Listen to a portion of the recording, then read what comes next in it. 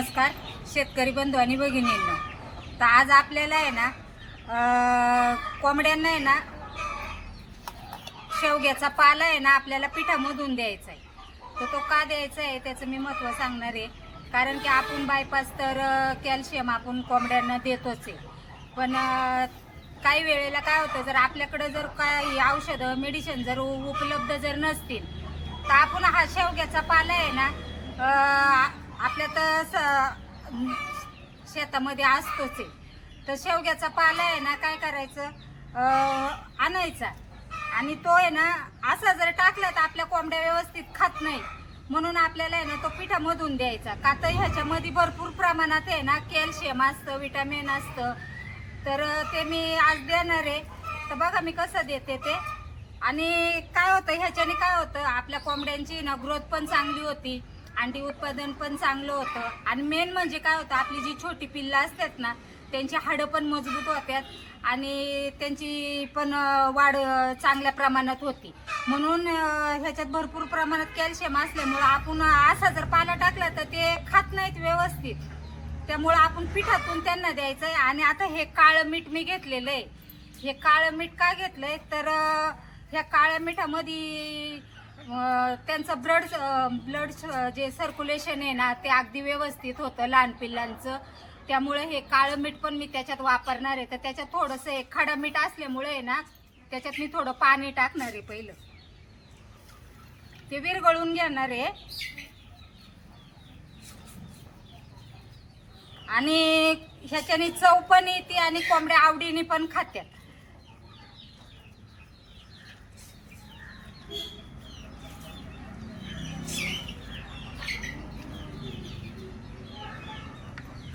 तर हा पाला आहे ना असा मी पिठात टाकणार आहे बघा आता. आणि आपल्याला थोडं थोडं पाणी टाकून आहे ना मिक्स करून घ्यायचे. ह्याच्यामध्ये आहे ना तांदळाचं पीठ आहे आणि ज्वारीचं पीठ आहे. काय तर आता हे पावसाचे दिवस आहेत, थोडं बाजरीचं पण पीठ घातलेलं आहे. पावसाळ्यामध्ये आपल्याला गव्हाच्या पिठाचा जास्ती वापर करायचा नाहीये. शक्यतो तर मी गव्हाचं कोणतंच अन्न कोंबड्यांना देत नाही, कारण ते त्यांच्या पोटाला हानिकारक असतं गव्हाचं अन्न. त्यामुळं मी ते देतच नाही.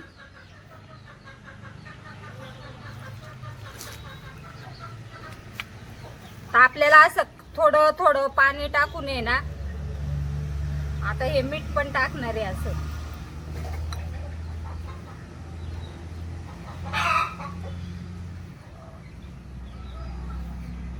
त्याचे गोळे तयार करायचे आणि कोंबड्यांना द्यायचं. आपल्या आवडीने खात्यात कोंबड्या.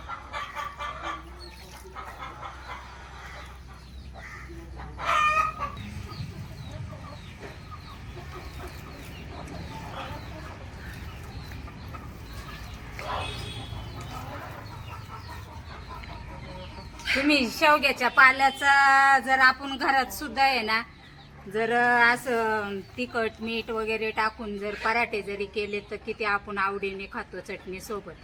तसंच हे प्रकारे त्याच्यामुळे आहे ना ह्याच्यात भरपूर प्रमाणात कॅल्शियम असल्यामुळे आहे ना आपल्याला आपल्या कोंबड्यांची सुद्धा आहे ना अशीच काळजी घेतली पाहिजे. कारण काही वेळेला काय होतं आपल्याकडे मेडिसिन उपलब्ध नसतं किंवा संपलेलं पण असतं. त्यामुळं हा प्रकार असा करून दिला की कोंबड्यांची ग्रोथ चांगली होती आणि त्यांच्या एक शरीरावरती एक चकाकी पण चांगली येते. आता बघा ते किती आवडीने छान खात्यात. मी आता टाकणार आहे त्यांना.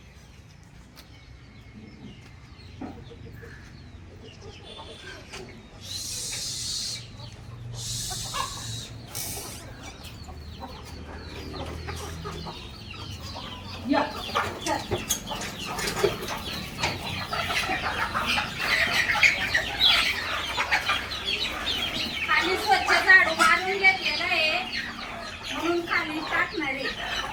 बघा आता पाला जर टाकला असता कोंबड्यांना नसता तर कोंबड्यांनी एवढं आवडीने खाल्लं पण नसतं. पडून देत नाही.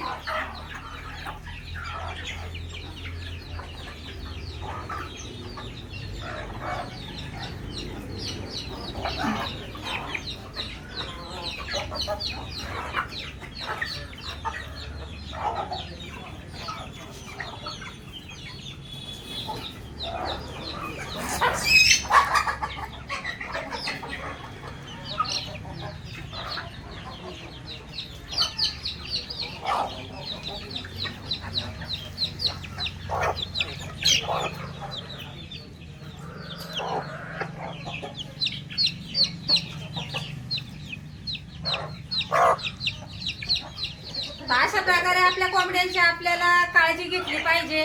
तर तुम्हाला कसा वाटला हा व्हिडिओ?